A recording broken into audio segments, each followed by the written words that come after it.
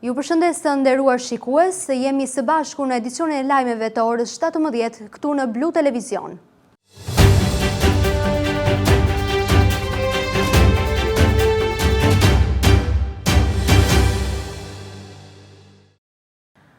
Rastet e fundit të ndodhura në jug të vendit sjellin në vëmendje problematikën e turistëve që u mbasin gjatë eksplorimit të shtigjeve malore dhe natyrore. Koordinatori i Agjencisë Kombëtare të Mbrojtjes Civile në Vlorë, Ilirian Hasani, bën apel për kujdes të shtuar veçanërisht në kanionin e Gjipes, si dhe në gadishullin e Karaburunit.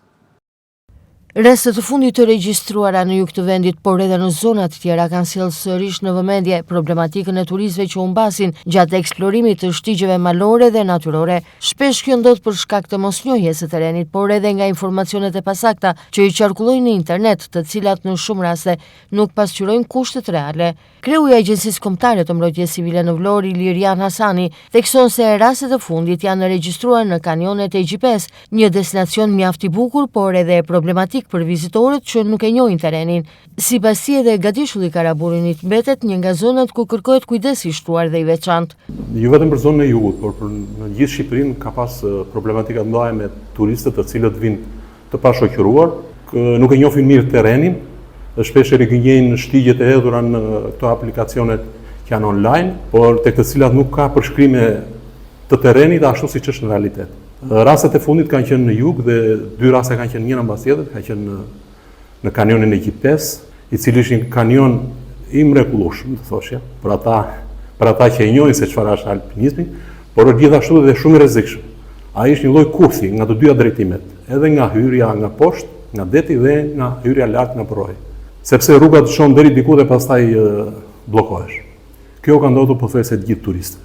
Gjithashtu rrezik paraqet edhe Karaburuni, edhe pse në pamje duket i thjeshtë, në fakt është shumë i ndërlikuar dhe shumë i vështirë. Në një moment ku ti mund të mbasësh shtegun, ndodhesh në një kurth natyror, pra ndodhen mes shkëmbimeve, mes shkurrave të cilat janë pakalueshme. Hasani nënvizon se guidat vendase kanë një rol shumë të rëndësishëm jo vetëm për të shoqëruar turistët gjatë eksplorimit, por edhe për të dhënë atyre informacionin e nevojshëm mbi terrenin dhe rreziqet. Ai shton se edhe vetë turistët, veçanërisht ata të huajt, duhet të informohen siç duhet përpara se të nisin një itinerar, pasi në disa raste situatat problematike kanë rezultuar edhe serioze. Edhe pse në jug të vendit nuk janë regjistruar raste të rënda, në zona të tjera të Shqipërisë ka patur madje edhe humbje jete. Dy raste kanë qenë në Gjipe, kanë qenë raste me rrezik për jetën. Njëri ka dalë prej Andeja nga forcat në aksion për nxjerrjen e tij kanë qenë forcat e policisë, forcat e bashkisë, të zjarfikses, të mbrojtjes civile. Herën e fundit është vënë në lëvizje dhe helikopteri, pra ndryra nga ajri, që u bëj mundur dalja e tyre. Por në rastin e parë ishte rënje nga një shkëmbilet e kështjenit fyerëkëm, në rastin e dytë ishte një rënje akoma më e vështirë, dhe nga komunikimet që kemi pasur, një turist i huaj ka pas dëmtime të mëdha trupore. Guidat vendese janë shumë të rëndësishme, sepse ato i njohin shtekun, të çojnë, të kthejnë përsëri. Por nuk i ndalon dot turistët e huaj, të cilët pëlqejnë aventurën, pëlqejnë adrenalinën, që ta ndjekin vetë shtekun ose të bëjnë një aventurë të tillë. Shpeshherë këto aventure kanë çuar në humbjen e jetës. Ndoshta në jug nuk kemi pasur, por në veri ka pasur raste të përsëritura me humbje jete.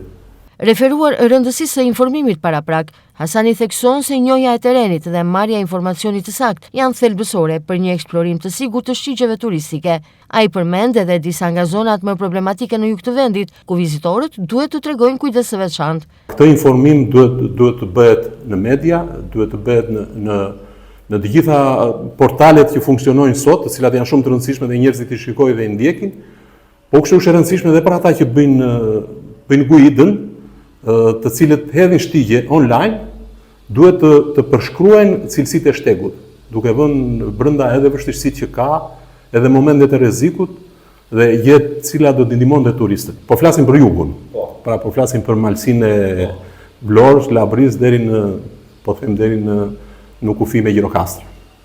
Nga malet më të vështira është që paraqesin rrezik janë malet e Çipinit, siç janë si Margmal, Çipini Madh, Çipini Bolenës, është po ashtu Maliçekut, në këto vështirësi, shkallë vështirësi e futet edhe Çika, edhe pse është shumë i vizituar nga turistët me gujit apo pa gujit, sepse shteku është i afër, por ajo gjithmonë paraqitet rrezik.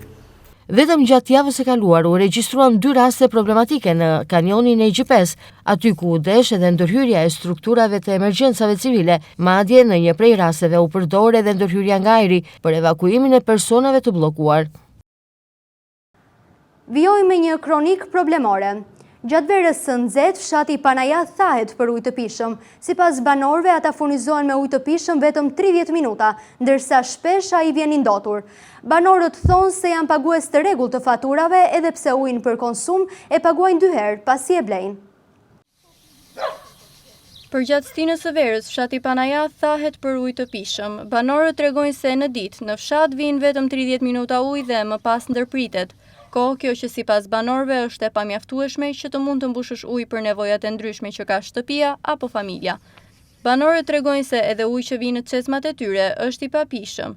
Sipas banorëve, ai është ngjyrë e verdhë dhe shpesh herë i ndotur. Për ujin që konsumojnë, ata thonë se e blejnë. Kjo situatë në Panaja sipas tyre ka ardhur si rrjedhje mungesës së investimeve ndër vite. Banorët pohojnë se paguajnë çdo faturë të ujit të pishëm, por sërish nuk kanë ujë. Për ujin e pishëm ata paguajnë 2 herë, ato që blejnë për të pirë edhe faturat mujore. Si familje kemi. Hajde këtu me mua, ja, ujë i pishëm është, ujë është. Hajde me mua. Ja, një familje këtu janë shtirë tu botë sipër. Ja, ujë është. Ja. Ja, tjetëri këtu që vjen ande ashtu. Në përbaçat e tjetrit nuk jeton ky që kanë kaluar tu botë këtu. Se po tjetoj ky si le, kush i lënë botë. Si e situata e ujit të pishëm në fshat? Po këtë ujë kemi. Po vjen një orë gjysmë, më shumë një. Po i pisët ai nuk bën as për e. Për të pirë neve si familje kemi marrë filtër. Pa vinë boti, kjo ashtu. Vinë boti. E paguani ujit? Po qysh nuk e paguajme? Paguajme, kemi dhe me sahab. Ja, po kemi investimi kush është. I ka shtruar vetë privatët, ja, investimi. Se i ka ndërtu? S'ka zot. Nuk ka zot. Ju keni shtruar vetë këtu? Vetë. Keni paguar nga xhepi? Çdo njëri vetë nga xhepi. Ja, kjo është qeveria, ja. Shikoni qeveri? Kjo është. Çfarë mirë, në që gjithë edhe vakë, por e bitë, njëzit po merohen. Për të paguar, paguajnë edhe për të marrë ujë nuk furnizohemi me ujë. Si që shi, ujtë vjen në ora 10, prit, në ora 10, gjithë vjen një gjysore ujë edhe s'ka më të bëftë nëna. Me të keqë, kush ka në impuls, vjen e mbush tek neve që kemi, kush s'ka, merohet. A pijet a ujë që vinë në qezëm nëna? Jo, ajo ujë që vjen në qezëm nuk pijet, po të paktën për gjellën, për enën, për kështu e përdorëm. Për të pirë blejmë në vlorë të keqe nëna. Po para disa vitesh është bërë një investim për U bë një investim edhe thanë që nuk mbajtë tu, po do të vi filan vëtë në kratë tjetër. Bë dhe një nashti dhe nashti me zi thonë që po shpërndajnë ajnë qikse. Ja kështu të kusha kërba. Faturat të gjithi paguajnë e se qkoj tje mos besoni, si përfundim, populli mori Lemerino bitë. E në pleqëri, me se të këthejmë dhe ne me 150.000 lek pension. Ja mendojë një vetë. Në ti për ujë paguan 2 herë? Po normali se do pi ujë, hajde shikoj e ti ujë. Vjen na po qemi botin, bushëm 2 bidona atje të po qemi neve, edhe shtym javë. Vjen prapë martën tjetër, vjen javë, vjen aji, vjen martën tjetër aji, bushi prapë. Gjitha me lekë, në patë keqësi. Ne kemi patur problem, çdo mos fshati Panajas. Problem. Tashi vinë 3-4 orë, po të pak ne kemi problem zgjidhur. Për momentin e kemi problem, 24 orë ujë nuk ka, se ato janë gënjestra gjitha. Po të paktën mbushim merët, mbushim bolera. Si është ndarë kjo me zona, se disa banorë thonë që kemi gjysmore, ju thonë që kemi... Jo, instalimi që është bërë, për mua nuk është bërë. Se u thonë pompa të reja, për atë firmën... U bëj një investim, se në kone... Këtu janë bërë 10 do me thënë 10 herë investime, janë talë. Ky investimi ishte për soso. Po, për mendimin tim, duhet të shtrijes linja, që na pompat do shtrijes komplet instalimi. Edhe çdo njeri, çdo familje do të merrte në tubacion. Po si funksionon? Tashi këtu ka gati 600 metra që kanë marrë linjën, tubacion. po mos kishte bolera, edhe pusë çdo gjë ishte, prap nuk është problem i zgjidhur. Vajtëm 36 vjet ose më vllaj. Ne në kohën e qethëburit që unë kam urryer unë në Roxhen, nuk e kam dashur të hajmë bukë të misër. Pra tani kur hajmë bukë të misër. Kur vin puna 24 orë ujë. Sot janë bërë mbi 10 herë investime vetëm vite. Jo për mua, po as për ty, as për këtë vajzë e re, Shqipëria nuk bërë rrugë. Fshati Panaja që i përket njësisë administrative qendër është vetëm 20 km larg Vlorës, por as distanca e afërt nuk ka mjaftuar që si në qytetin bregdetar, edhe aty të ketë investime për përmirësimin e furnizimit me ujë të pishëm. Shëtitoria bregdetare e Vlorës vijon të mbetet preferencë qytetarëve veçanërisht gjatë verës, por qytetarët vendës dhe të huaj vlerësojnë sidomosdoshmëri vendosjen e stolave të shlodhës përgjatë saj, si vende pushimi dhe qetësuese. Lungomare është një prej zonave më të frekuentuara të qytetit Vlorës për gjatë këtij sezoni veror, por pavarësisht se në të shëtisin çdo ditë me mira qytetar pushues vendase të huaj, në shëtitore nuk ka stola. Ata të cilët e frekuentojnë zonën thonë se vendosja e stolave shlodhës është shumë e rëndësishme, por dhe emergjente, pasi në shëtitore sipas tyre eci një numër i konsiderueshëm i moshës së tretë, të cilët duhet të ulen e të shlodhen.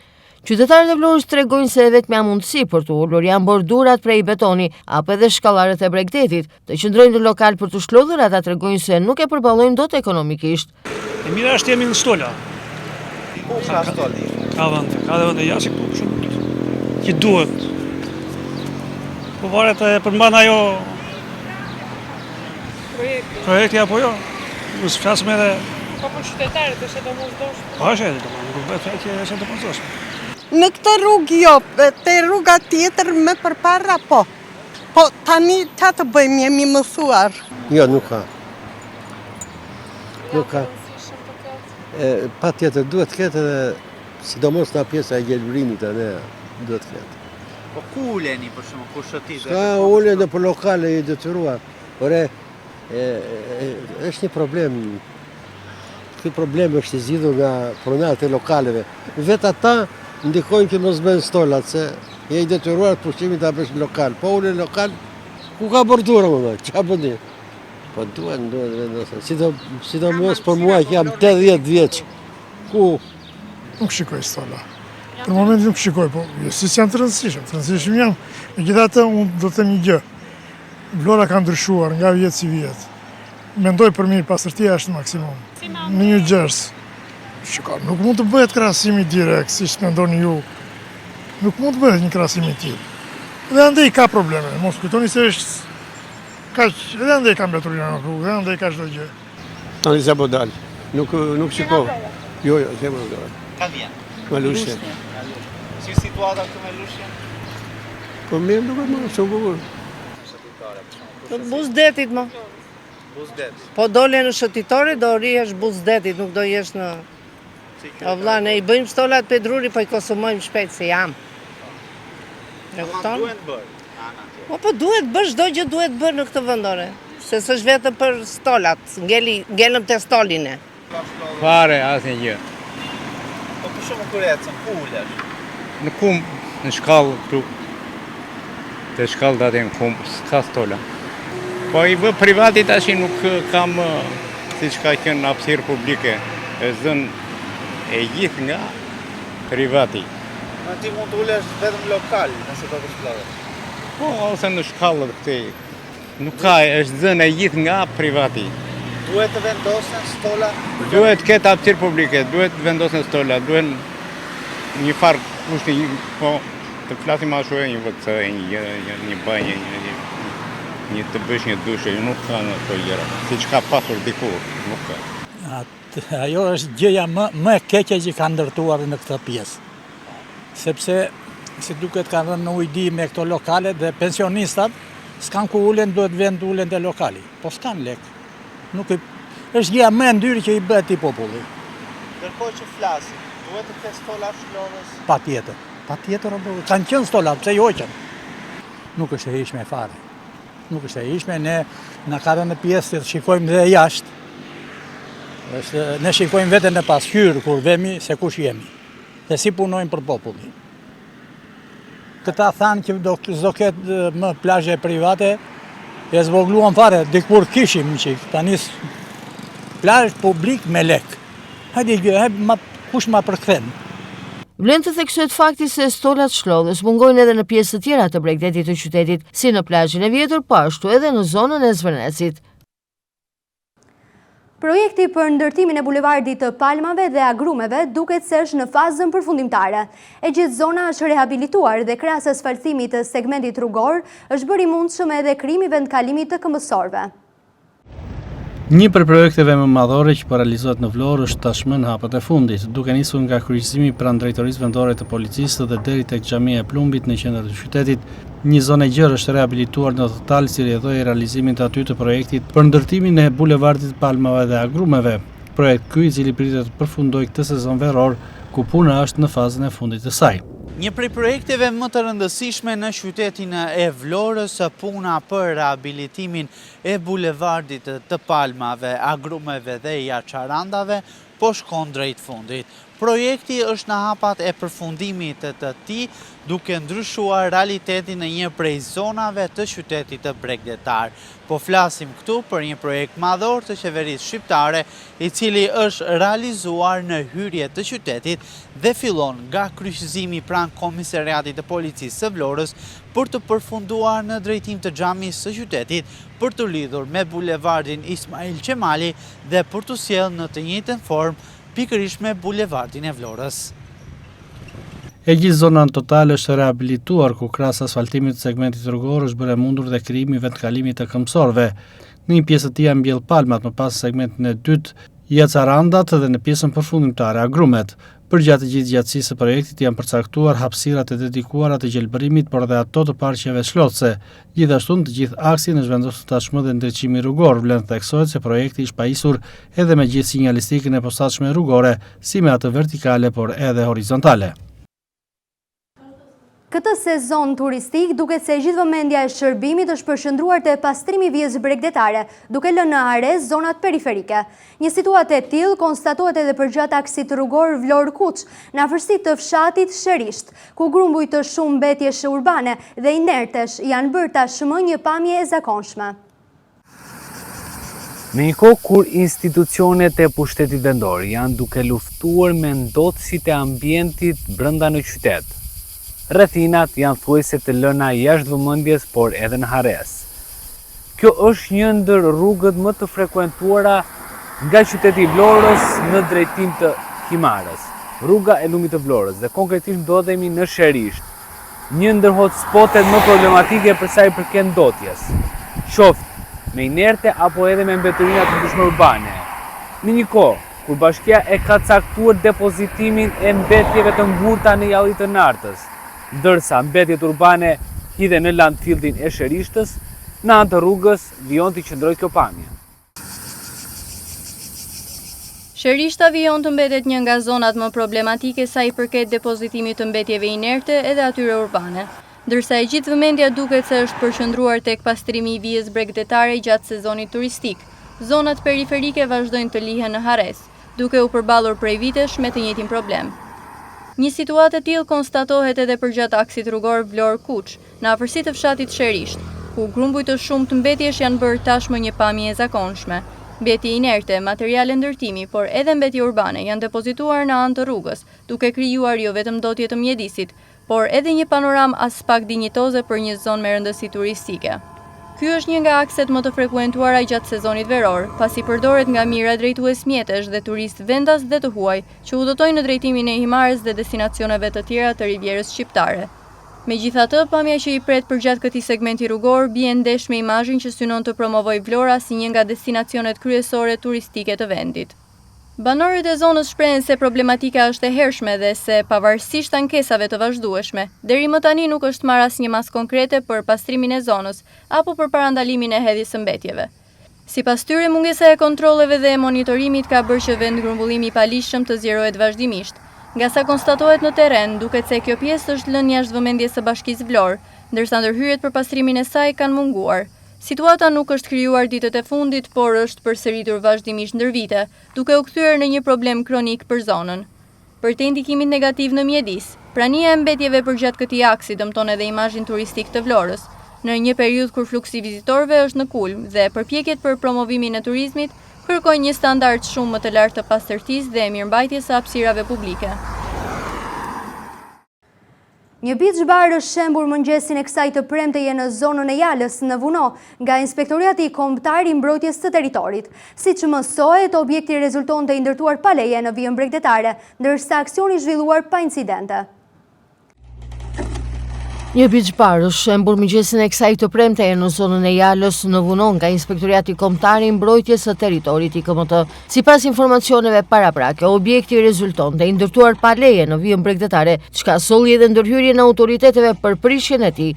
Aksioni u zhvillua gjatë orëve të para të mëngjesit dhe përfundoi pa incidente. Burime bëjnë me dije se gjatë ndërhyrjes së IKMT-s nuk është shënuar asnjë problematik apo kundërshtim nga pronarët ose persona të tjerë të pranishëm në zonë. Ndërkohë IKMT ka njoftuar se kontrollet do të vijojnë edhe në objekte të tjera për gjatë gjithë vijës bregdetare. Aktualisht po verifikohen një sër ndërtesash për të konstatuar nëse janë ndërtuar pa leje ose nëse nuk plotësojnë kriteret ligjore për të legalizuar. Autoritetet theksojnë se aksionet synojnë zbatimin e ligjit dhe mbrojtjen e territorit, veçanërisht në zonat bregdetare me rëndësi të veçantë turistike.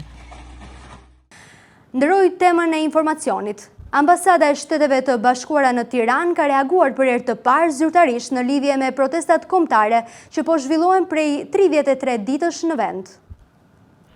Ambasada e Shteteve të Bashkuara të Amerikës në Tiranë ka reaguar për herë të parë zyrtarisht në lidhje me protestat kombëtare që po zhvillohen prej 33 ditësh në vend. Në njoftimin drejtuar shtetasve amerikane, ambasada thekson se protestat e përnashme po vijojnë përpara godinës së kryeministrisë, e cila ndodhet në bulevardin Dëshmorët e Kombit mes sheshit Skënderbej dhe sheshit Nën Tereza. Sipas selisë diplomatike amerikane, tubimet pritet të vazhdojnë edhe në ditët në vijim e mund të shtrihen edhe në qytete të tjera të vendit. Në njoftimin zyrtar nënvizohet se megjithëse protestat dhe grumbullimet e mëdha shpesh nisin në mënyrë paqësore, situata mund të ndryshojë me shpejtësi. Autoritetet paralajmërojnë se në zonat ku zhvillohen protestat mund të ketë prani të shtuar të policisë, bllokime rrugësh, devijime të trafikut si dhe vështirësi në qarkullim, veçanërisht në orët para dhe gjatë zhvillimit të tubimeve. Po ashtu nuk përjashtohet të zgjerimi i protestave në zonën përreth, përfshi edhe pranë institucioneve të tjera qeveritare. Ambasada u bën thirrje shtetasve amerikanë dhe publikut në përgjithësi të shmangin demonstratat, të jenë të kujdesshëm ndaj rrethinës, të kufizojnë shpërqendrimet si përdorimi i telefonit apo kufjeve në vendet publike, si dhe të ndjekin mediat lokale për informacion të përditësuar. Mëtej rekomandohet që qytetarët të kenë gjithmonë një plan emergjencë ose daljeje, si dhe të mbajnë profil të ulët gjatë lëvizjes në zonat ku mund të ketë grumbullime. Të shtunën në vend pritet të zhvillohet një tjetër protestë e madhe ku pjesëmarrëse pritet të jetë po ashtu edhe diaspora shqiptare. Incidentet e regjistruara gjatë ditëve të fundit pranë kuvendit kanë ngritur shqetësime për mundësinë e përshkallëzimit të dhunës në protestat e ardhshme. Qyteti i Gurtë i Gjirokastrës vijon të jetë një atraksion turistik dhe kulturor për vendasdhet tuaj. Për vizitorët nga vende të ndryshme të Evropës, qyteti jugor të tërheq për peizazhet e bukura, plazhet dhe trashëgiminë kulturore. Qyteti i Gurtë i Gjirokastrës vijon të jetë një atraksion turistik dhe kulturor për vendasdhet tuaj. Vizitorë nga vende të ndryshme të Evropës shprehen të impresionuar nga peizazhet, plazhet dhe trashëgimia kulturore. Hera e parë që jam në Shqipëri, më pëlqeu shumë natyra. Është hera e parë që vizituam Gjirokastrën. Shijoni natyrën dhe historinë e këtij vendi.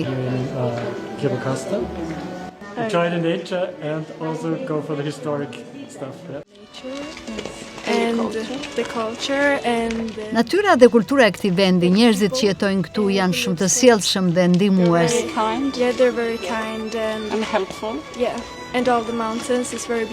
Një çift turistësh nga Zvicra tha se gjatë 6 ditëve të qëndrimit në Shqipëri kanë vizituar jugun e vendit, duke mbetur të mahnitur nga plazhet, ushqimi tradicional dhe mikpritja. Hello, I'm Lia. I'm Samir. We are from Switzerland and we are first time in Albania. Përshëndetje, jemi nga Zvicra. Kjo është hera e parë që vim në Shqipëri. Jemi këtu prej 6 ditësh. E filluam udhëtimin tonë në jug. Na pëlqyen shumë plazhet, natyra, ushqimi i mirë dhe mikpritja. Po e përfundojmë udhëtimin tonë në këtë qytet. E janë në Shqipëri, është bukur, perfekte. And we ended our trip here. Come to Albania. It's perfect. It's nice. Ciao. Noi siamo una famiglia, veniamo da Roma, Italia. È la prima volta. Vim nga Roma, është hera e parë që vim në Shqipëri. Kemi nisur udhëtimin ton nga Brindisi dhe mbritëm në Vlorë. Shkuam në Sarandë, vizituam plazhin e bukur të Borshit, plazhin e Sarandës dhe të Ksamilit. Sot erdhëm të vizitonim Gjirokastrën, që është shumë tërheqëse për historinë që ka, por mbi të gjitha për Kalan. La spiaggia e Xamil. Saranda e Xamil sono molto affollate, molto turistiche, però il mare è molto bello. E oggi siamo venuti a visitare Gjirokastro, che è molto affascinante per la sua storia e soprattutto il castello, da visitare e da non perdere. Ndërkohë një tjetër vizitor vlerësoi natyrën, kulturën dhe njerëzit. היי, אני חגית מישראל, פעם ראשונה שלי באלבניה. המראות פה מטורפים, הנופים משגעים, האנשים הכי מקסימים שיש וקיימים בעולם. ממש ממליצה לבוא ולהגיע לפה מכל הלב. הגעתי דרך קורפו, ממשיכה מפה עד המרכז לטיראנה. ממש ממליצה, ארץ מדהימה. Edhe një familje nga Italia ndau përvojën e saj në Shqipëri. I vlerësuar si një vepër e rëndësishme e trashëgimisë kulturore dhe inxhinierike në jug të vendit, ujësiellsi historik i Vranishtit po i nështrohet një restaurimi të plotë me synim ruajtjen dhe konservimin e tij për brezat e ardhshëm. I vlerësuar si një nga veprat më të rëndësishme të trashëgimisë kulturore dhe inxhinierike në jug të vendit, ujësiellsi historik i Vranishtit në Bashkinë e Imarës po i nështrohet një restaurimi të plotë me synim ruajtjen dhe konservimin e tij për brezat e ardhshëm. Monumenti, i cili dëshmon mjeshtërinë ndërtimore shqiptare dhe historinë e zonës, përfaqëson një pasuri me vlera të veçanta kulturore dhe arkitekturore. Burimet zyrtare nga Bashkia e Imarë bëjnë të ditur se punimet kanë përfshirë pastrimin dhe konsolidimin e muraturës historike, restaurimin e elementëve të dëmtuar, fugatimin me materiale tradicionale, hidroizolimin e kanalit si dhe rehabilitimin e harqeve dhe parapeteve. Ndërhyrjet po realizohen me kujdes të veçantë me qëllim garantimin e qëndrueshmërisë afatgjatë të monumentit dhe ruajtjen e karakteristikave të tij origjinale. Sipas autoriteteve vendore, çdo fazë e restaurimit të zhvilluar në mbikëqyrje teknike dhe në përputhje me standardet e restaurimit të trashëgimisë kulturore, duke respektuar autenticitetin dhe vlerat historike të kësaj vepre të rrallë inxhinierike. Procesi synon jo vetëm rikthimin e funksionalitetit dhe pamjes së monumentit, por edhe mbrojtjen e tij nga degradimi i mëtejshëm. Bashkia Himar thekson se restaurimi dhe mirëmbajtja e ujësiellësit historik të Vranishtit janë pjesë e angazhimit për ruajtjen e monumenteve me rëndësi historike, duke kontribuar njëkohësisht me promovimin e trashëgimisë kulturore dhe zhvillimin e turizmit kulturor në zonë. Evropa po përballet me një valë ekstreme të nxehtë që ka shkaktuar pasoja të rënda shëndetësore dhe emergjenca të shumta në disa shtete, ndërsa meteorologët paralajmërojnë për temperatura edhe më të larta në ditët në vijim. Evropa po përballet me një valë ekstreme të nxehtit që ka shkaktuar pasoja të rënda shëndetësore dhe emergjenca të shumta në disa shtete, ndërsa meteorologët paralajmërojnë për temperatura edhe më të larta në ditët në vijim. Në Francë, autoritetet shëndetësore raportuan 2025 vdekje shtesë gjatë javës së fundit të qershorit në kulmin e valës së të nxehtit. Sipas të dhënave zyrtare, vdekjet janë rritur me rreth 29% krahasuar me javën e mëparshme, me një rritje të ndjeshme tek personat mbi 45 vjeç. Vendi regjistroi gjithashtu ditën më të nxehtë të dokumentuar ndonjëherë mesatarisht në nivel kombëtar, më 24 qershor, ku temperaturat në Paris ju afruan 41 gradë Celsius dhe gjysma e territorit u vendos në alarm të kuq. Situata është e ngjashme dhe në vende të tjera të Evropës. Në Belgjik janë raportuar mbi 1200 vdekje shtesë gjatë valës së të nxehtit, ndërsa në Holland autoritetet flasin për rreth 480 vdekje, kryesisht tek personat e moshuar. Meteorologët paralajmërojnë se një tjetër vale të nxehtit po formohet në Atlantik dhe pritet të përfshijë Francën, Spanjën dhe Britaninë e Jugut gjatë fundjavës, me temperatura që mund të arrijnë deri në 40 gradë Celsius në disa zona. Ndërkohë në Francën jugore dhe Gadishullin Iberik, autoritetet kanë rritur masat e gatishmërisë për shkak të rrezikut të lartë të zjarreve pyjore. Mira Batra, zjarri janë regjistruar që nga fillimi i verës, duke detyruar dhe evakuime masive në disa rajone. Ekspertët theksojnë se ndryshimet klimatike po e përkeqësojnë ndjeshëm situatën, duke bërë që Evropa të ngrohet me ritme 2 herë më të shpejta se mesatarja globale, çka sjell më shumë valë të nxehti, zjarre dhe presion mbi burimet ujore. Kjo ishte gjithçka e përgatitur për këtë edicion. Ju falenderojmë për vëmendjen dhe bashkë mirupafshim.